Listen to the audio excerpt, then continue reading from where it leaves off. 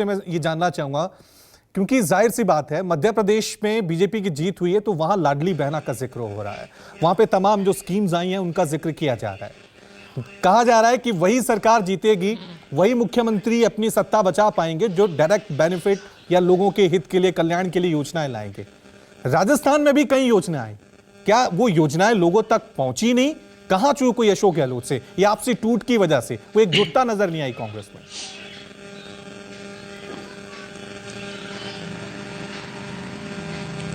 रवि, जितनी भी योजनाएं हैं जिनका हम जिक्र कर रहे हैं पिछले कुछ दिनों से, कुछ महीनों से, उनमें एक बात है वो जरूरी समझने की कि ज्यादातर योजनाएं जो हैं उनको 4.5 साल बाद शुरू किया गया और उनकी जनता पर डिलीवरी भी उस तरह की नहीं हुई। जैसे हम महिलाओं को मोबाइल फोन की ही बात करें, लाखों की संख्या में मोबाइल फोन हैं जिनका कंपनी को पेमेंट कर दिया गया है, लेकिन वो महिलाओं तक पहुंचे नहीं, डिलीवरी भी नहीं ले पाई गवर्नमेंट, क्योंकि आखिरी समय में हुआ।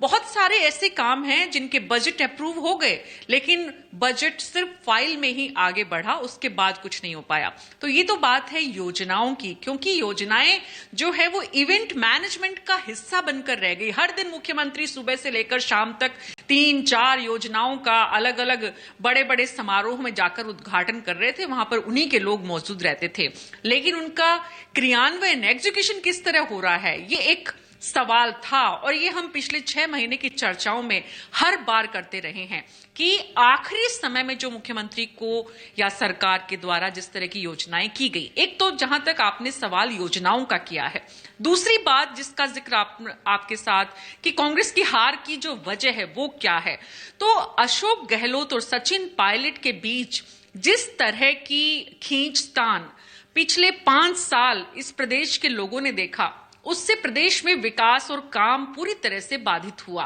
पहले सरकार अपने मंत्रियों को, विधायकों को लेकर जयपुर से बाहर, जयपुर में अलग अलग रिसोर्ट्स में नजर आई।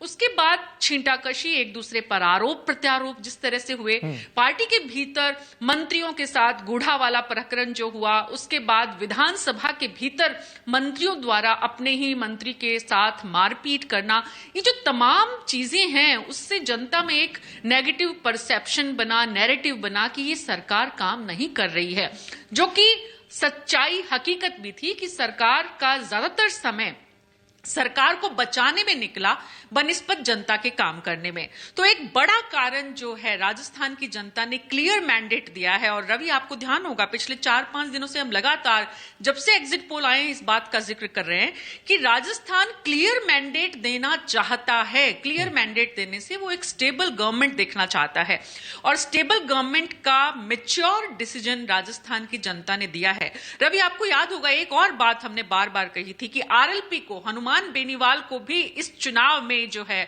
वो पूरी तरह से दरकिनार किया जाएगा जनता के द्वारा, और वो साबित हो गया है। खुद हनुमान बेनीवाल अपना चुनाव हार गए हैं।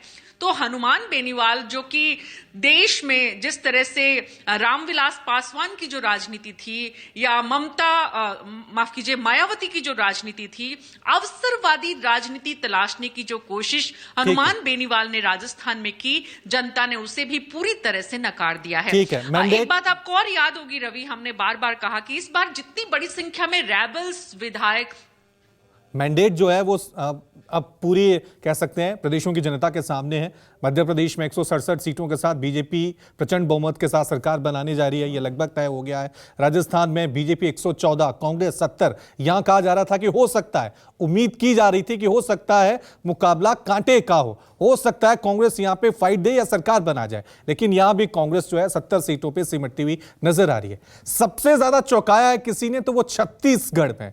छत्तीसगढ़ में कोई भी एग्जिट पोल हो, कोई भी राजनीतिक विश्लेषक हो, वो कांग्रेसी सरकार बनाता हुआ और कांग्रेस को सत्ता में वापस लाता हुआ नजर आ रहा था। लेकिन आज जब नतीजे सामने आए तो हर कोई हैरान था। प्रशांत गुप्ता हमारे साथ स्टूडियो में मौजूद